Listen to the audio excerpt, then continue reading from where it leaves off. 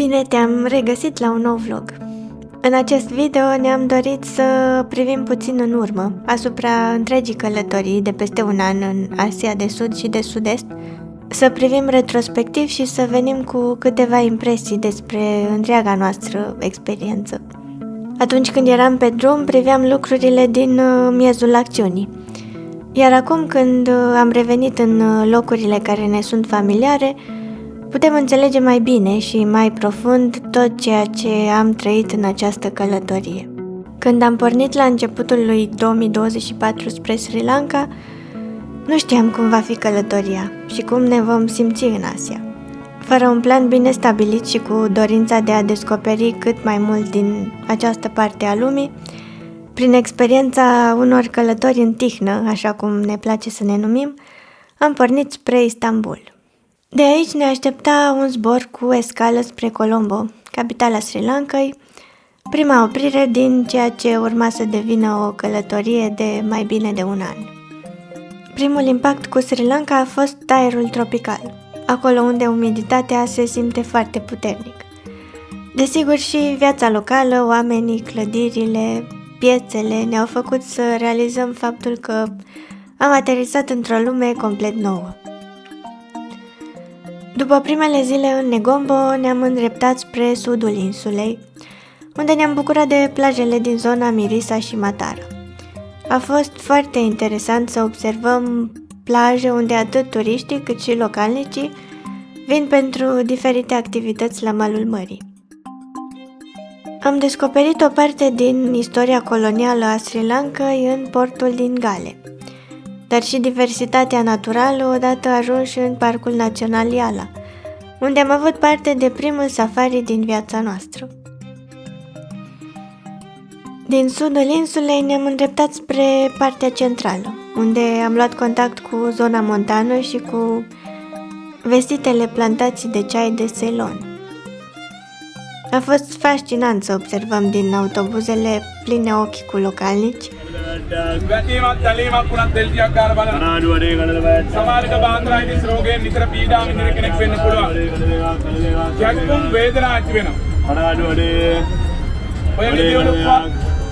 cum se schimbă peisajul și cât de diversă poate să fie Sri Lanka.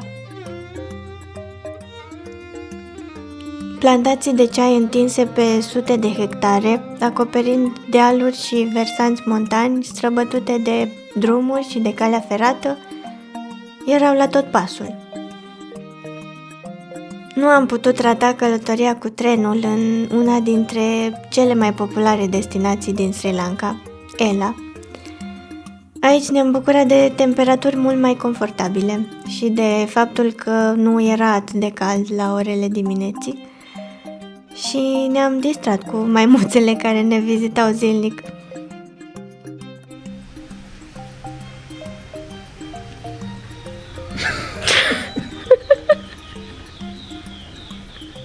Nu era nimic pe masă.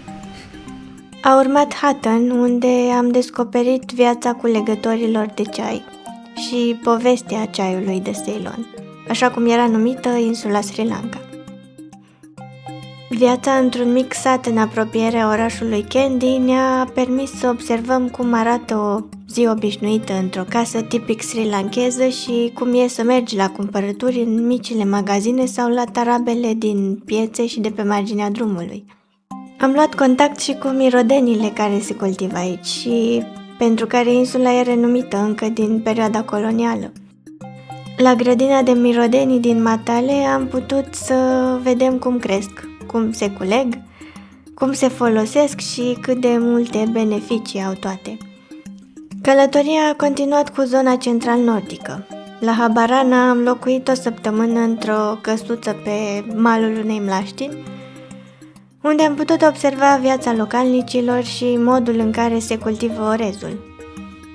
Un răsărit de soare pe stânca Pidurangala se numără printre momentele de care ne vom aduce aminte cu drag mulți ani de acum înainte.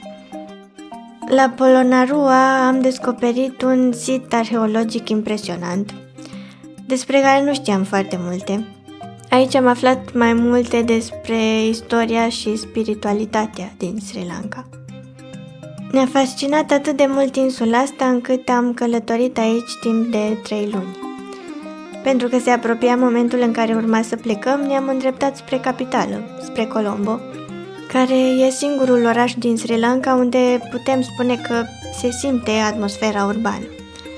Celelalte orașe ni s-au părut mai degrabă sate mai mari, dar aici dezvoltarea urbană contrastează puternic cu numeroasele zone unde oamenii trăiesc în condiții dificile, chiar și la sute de metri de mari complexuri de clădiri moderne. Sri Lanka a fost uimitoare, dar în același timp o experiență care ne-a și provocat foarte mult. Mamă, uitați-vă câtă lume e în trenul ăsta! Și nici nu mai arată ca ăla cu care am venit. Nu ai problemă, dar nu ai loc să te urci. Hai de capul meu, și cum urcăm?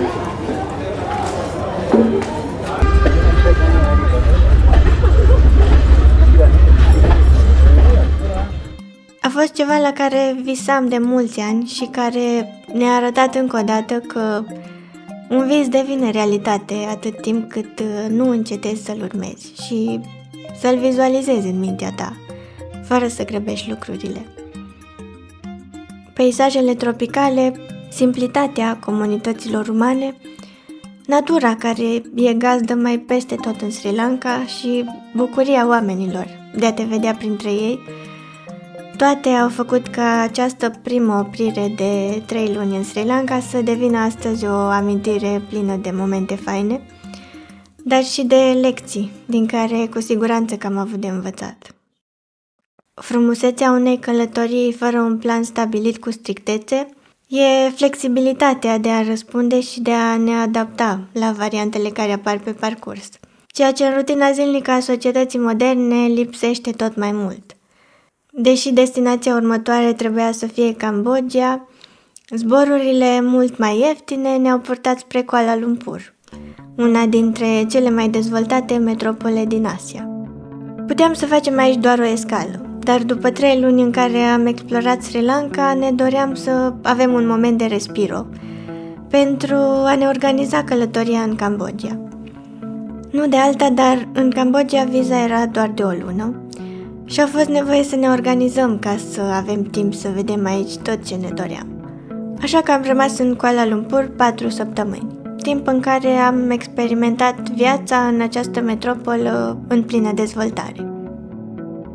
Surprinzător sau nu, Kuala Lumpur a fost pentru noi dovada faptului că dezvoltarea nu înseamnă întotdeauna o evoluție în plan uman. Distanța cu care oamenii de aici te priveau sau îți răspundeau, senzația că cei mai mulți nu sunt prezenți și aglomerația de clădiri noi sau mai vechi, dezgârienori, autostrăzi suspendate, linii de monorail, autoturisme, a făcut ca experiența în Kuala Lumpur să fie mai degrabă una care să ne clarifice faptul că dezvoltarea rapidă nu e echivalentul unui nivel de trai ridicat și confortabil. Conștienți de faptul că atmosfera din capitală nu definește atmosfera din întreaga Malaysia, am pornit spre Cambodgia, cu intenția ca într-o viitoare călătorie în Asia să explorăm și alte părți ale Malaysiei. Suntem în Cambodgia! Cambodgia ne-a oferit experiența unică de a vizita la pas și fără grabă templele de la Angkor Wat timp de 3 zile. Un alt vis devenit realitate. Ceea ce văzusem în alte videouri și locul pe care îl căutam de atâtea ori pe hartă, Angkor Wat, era chiar în fața ochilor noștri. Îți vine să crezi că suntem aici. Și pășeam printre ruinele templelor vechi de sute de ani.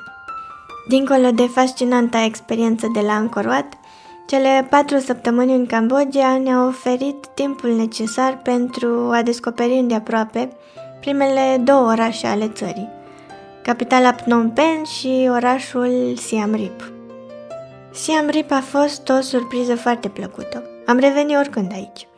E un oraș turistic, dar unul în care găsești încă multe locuri în care să simți viața locală. În piața din Siem Reap am văzut prima dată, pe viu, cam ce mănâncă oamenii în partea asta a lumii, în materie de insecte și animale. Deci sunt chile întregi de lăcuste. Probabil îți vinde la 100 de grame. Dar pește arată ceva rău, așa cum mișcă.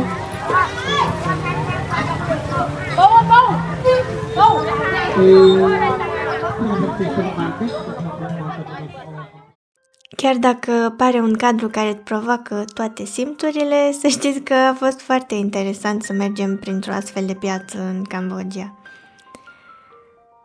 Phnom Penh a venit să ne întâmpine cu alte lucruri neașteptate.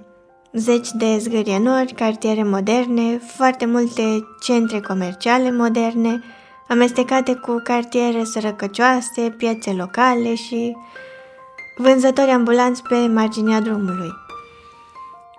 Tot în capitala Cambodgiei ne-a fost pusă la încercare și emoția de a descoperi un loc plin de suferință.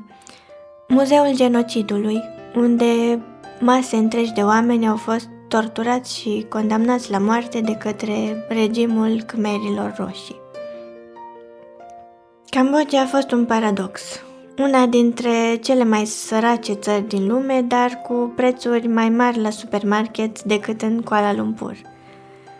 În același timp, dezvoltarea rapidă a primelor două orașe contrastează cu sărăcia din multe zone ale țării, dar mai ales cu sentimentul general de tristețe al oamenilor. O stare de tristețe care se simte.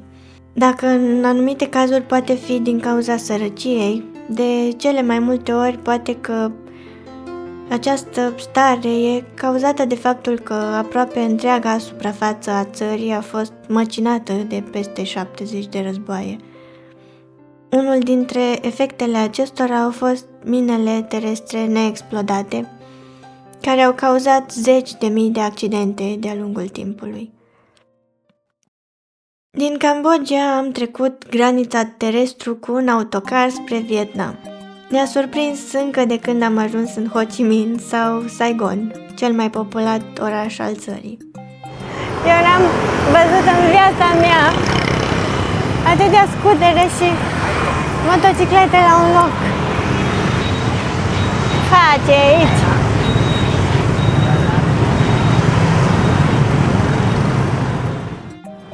Hello. Hello! Kêu chủ nhà, không điện thoại đi kêu chủ nhà. Ai înțeles tot, nu? Airbnb. Încă de aici am simțit că ne place energia și atmosfera. Iar faptul că aveam viza pe 3 luni era un motiv să ne bucurăm de această țară. De aici am vrea să traversăm. E semafor, dar nu merge. Mamă, mi-e frică. Acum. Stai. Știu, pare un haos de nedescris, dar ajunge să-ți placă după primele zile. Pentru doi geografi, să descoperim aspectele urbane din Ho Chi Minh sau peisajele din delta Mekongului a fost ceva deosebit. Ulterior am pornit în călătoria noastră din sudul spre nordul Vietnamului și următoarea oprire a fost Dalat, o stațiune montană care s-a dovedit o reală surpriză. Drumul până aici l-am făcut cu un sleeper bus. A fost prima noastră experiență cu un autocar cu paturi, foarte confortabil de altfel, și un mijloc de transport frecventat în Vietnam. Am făcut multe drumuri în Vietnam așa. Situat la peste 1500 de metri altitudine, Dalat ne-a cucerit cu atmosfera lui plină de viață, cu peisajele și cu lipsa aglomerației. A fost ceea ce aveam nevoie după o săptămână în Ho Chi Minh. După am continuat spre Nha Trang, la malul mării, unde, fără să ne propunem, am luat parte la un concert în aer liber, unde atmosfera nu semăna deloc cu ceea ce poate ne-am fi așteptat să găsim într-o țară socialistă. A urmat Da Nang, poate cel mai atractiv oraș de aici pentru expați. Timp de o lună ne-am închiriat un apartament într-un cartier deloc turistic și am testat oarecum viața de expat în Vietnam. Să știți că, da, am putea locui aici pentru o perioadă mai lungă. Pasiunea pentru zonele carstice și pentru peșteri ne-a purtat spre Phong Nha. În regiune se află cea mai mare peșteră din lume și cele mai spectaculoase peșteri din Vietnam. Aici am reușit să luăm contact cu viața rurală a țării. Am observat ritmul vieții de la sat, am putut să remarcăm diferențele față de marile orașe, dar și să ne bucurăm de liniște, de multă liniște și de sunetul păsărilor.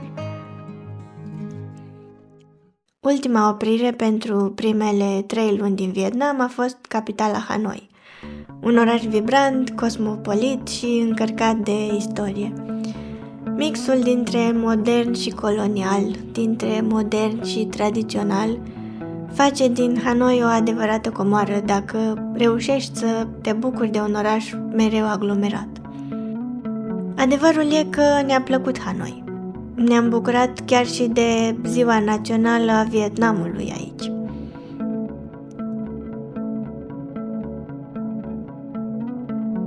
Tot în Hanoi am experimentat și primul taifun din viața noastră, dincolo de senzația de a urmări cum o astfel de furtună se îndreaptă spre locul în care te afli, să observi cum oamenii se sprijină unii pe alții și cum autoritățile organizează preventiv fiecare aspect, ne-a dat foarte mult de gândit referitor la eficiența în astfel de situații. Mai mult, după ce a trecut taifunul, solidaritatea oamenilor de rând și inițiativa de a trece la treabă pentru a relua activitățile cotidiene au fost exemple despre cum nu întotdeauna e nevoie ca autoritățile să intervină pentru ca lucrurile să se pună în mișcare. Pentru că viza de Vietnam urma să expire, am pornit spre Thailanda. Deși e o destinație foarte populară printre români, inițial nu era pe lista noastră din cauza vizei. Din fericire, când ne aflam în Asia de Sud-Est, viza valabilă pentru 15 zile și care costa $50 a fost eliminată pentru români și astfel puteam să mergem în Thailanda pentru 60 de zile fără viză. Am ales să mergem în Chiang Mai, în nordul țării, din dorința de a evita temperaturile foarte mari din sudul Thailandei și din Bangkok. Din punct de vedere al temperaturilor, alegerea a fost potrivită.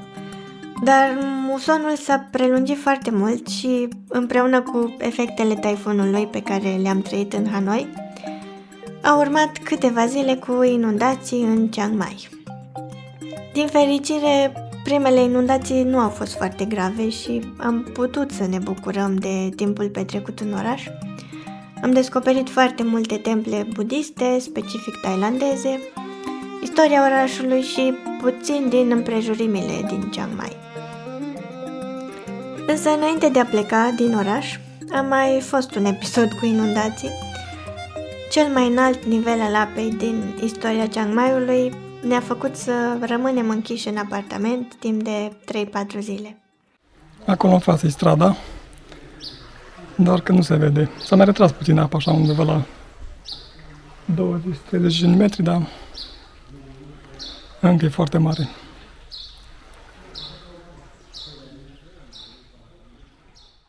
După ce apele s-au retras, în câteva zile a urmat plecarea din Thailanda. Vietnamul ne-a cucerit în primele 3 luni și din acest motiv am decis să revenim aici pentru alte 3 luni. Urma să descoperim nordul țării și prima oprire a fost Sapa, stațiunea montană aflată la poalele celui mai înalt munte din Vietnam și din Asia de Sud-Est. Muntele Phan Xipan este recunoscut ca fiind mai mereu în ceață și mulți turiști nu reușesc să-l vadă când ajung în Sapa. După primele zile cu ceață în care nu am văzut nimic, vremea s-a schimbat considerabil și au urmat multe zile cu soare, zile în care am putut să ne bucurăm din plin de peisajul montan. Și pentru că ne-a plăcut atât de mult partea asta a Vietnamului, am rămas în Sapa pentru 3 săptămâni. Am urcat pe vârful Fansipan la 3143 de metri cu o telecabină, care e în cartea recordurilor, iar peisajul de pe vârf și tot ceea ce au reușit să construiască vietnamezii la peste 3000 de metri e cu adevărat spectaculos. Dar nu doar asta e interesant aici, ci mai ales viața minorităților etnice provenite din sudul Chinei și stabilite în nordul Vietnamului, unde își mențin un stil de viață tradițional din generație în generație. Am fost curioși să vedem cum trăiesc, așa că am luat la pas o parte din satele lor. Ne-a fascinat modul în care cultivă orez pe terase abrupte, cum încă își poartă hainele tradiționale colorate natural cu indigo, cum trăiesc încă atât de simplu. Dacă eviți locurile aglomerate cu turiști, chiar poți să le observi modul de viață. Au atât de puțin, dar totuși par fericiți.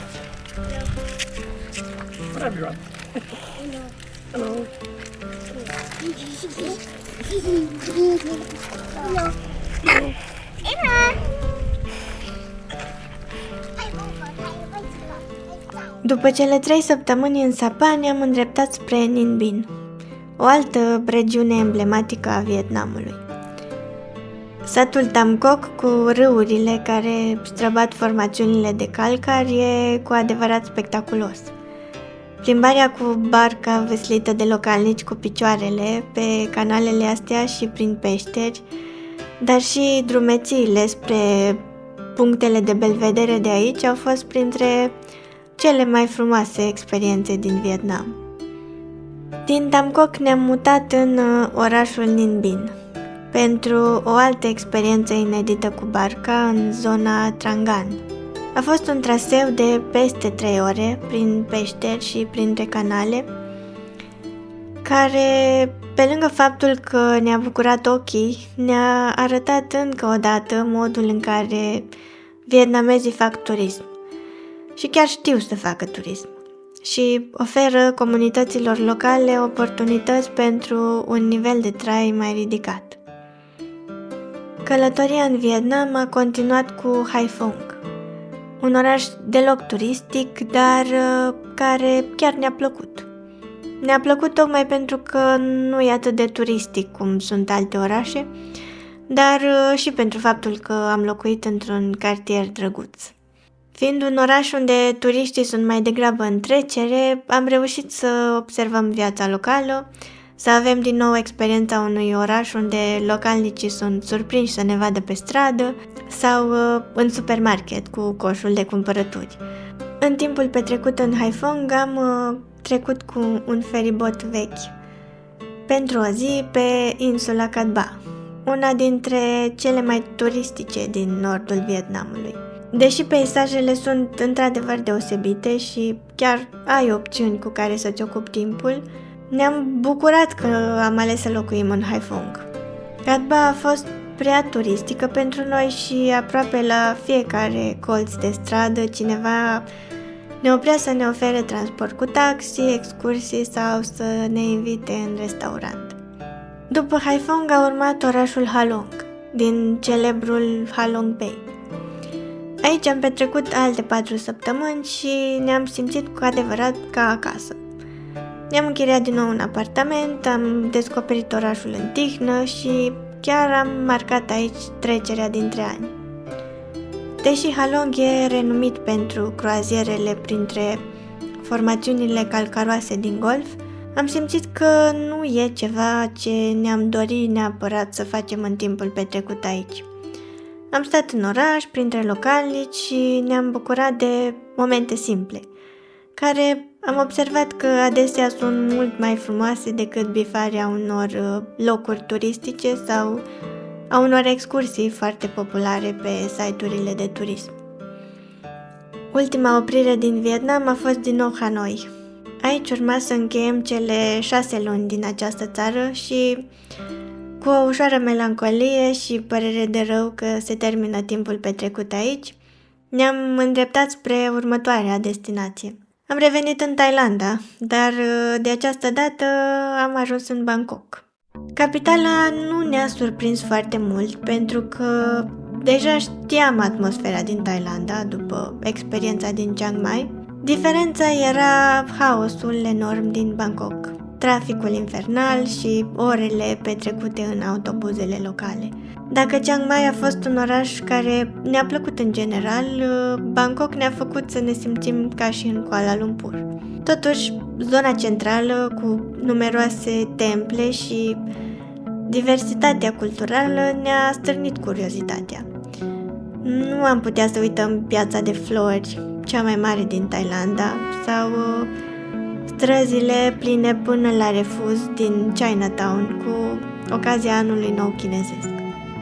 Am stat în Bangkok pentru o lună, timp în care am vizitat și vechea capitală a Thailandei, orașul Ayutthaya, acolo unde ne-am organizat pe cont propriu o excursie de o zi. Aici am văzut pentru prima dată elefanți pe stradă, printre biciclete, scutere, printre mașini. Da, e ceva ce nu vezi în fiecare zi. Deși pentru mulți Thailanda e printre cele mai frumoase țări din Asia de Sud-Est, pentru noi nu e chiar printre țările preferate. E adevărat că încă nu am fost în zonele faimoase pentru plaje, dar referitor la modul în care am simțit oamenii și la cum sunt opțiunile pentru cazare sau transport, Vietnamul e mult peste Thailanda. Asta în opinia noastră. Bangkok a fost ultima destinație în această călătorie din Asia de Sud-Est. De aici am zburat spre Oman, unde timp de 10 zile am descoperit capitala Muscat. Oman a fost surpriza din Orientul Mijlociu.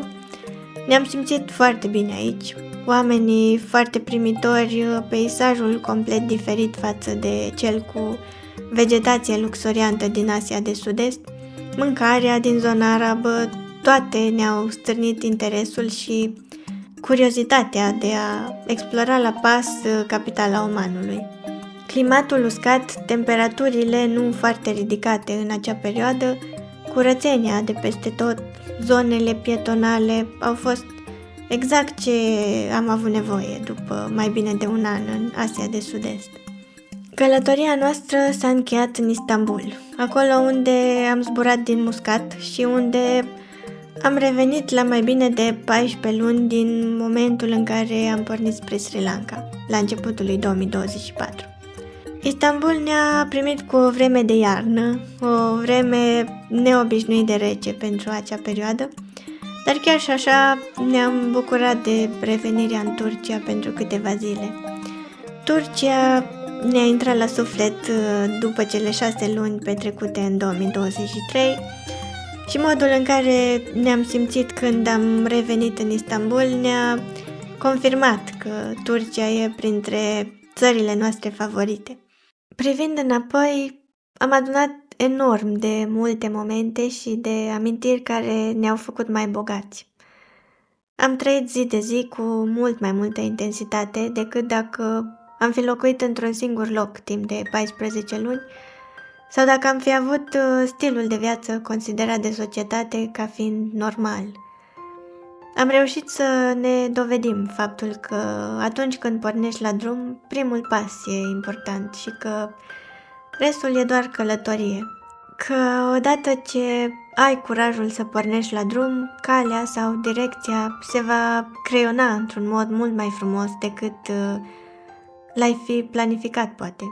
Atunci când te gândești la un astfel de demers și vine decizia de a pleca, apar uneori și întrebări sau temeri despre posibile riscuri, despre situații în care lucrurile poate nu vor merge chiar cum îți dorești sau despre modul în care vei reuși să găsești resursele de energie și resursele financiare pentru a continua călătoria.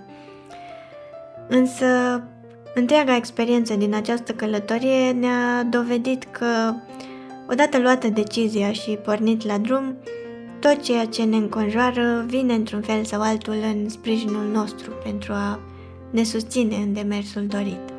Cum ne-am așteptat să fie întreaga călătorie? Adevărul e că nu am plecat cu vreo așteptare. Singurul lucru de care eram convins era faptul că ne trăiam unul dintre visuri și că dacă nu ne vom simți confortabil, vom alege alte zone ale lumii sau ne vom întoarce în România. Dar adevărul e că pe măsură ce ajungeam într-o altă țară, eram din nou mai dornici să luăm contact cu diferite culturi și cu oameni cu obiceiuri complet diferite de cele cu care eram obișnuiți. Întreaga experiență nu a fost o vacanță și, prin urmare, au fost momente în care s-a acumulat oboseală sau momente în care programul nostru zilnic a fost foarte încărcat.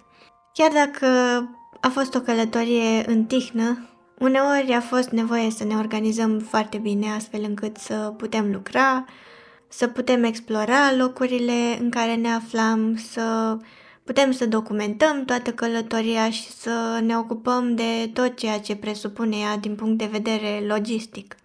În același timp, faptul că mai bine de 14 luni nu am simțit nevoia unei vacanțe, a unui concediu, a fost dovada că atunci când noutatea sau necunoscutul sunt parte din cotidian, nu mai există nevoia de a evada din rutină.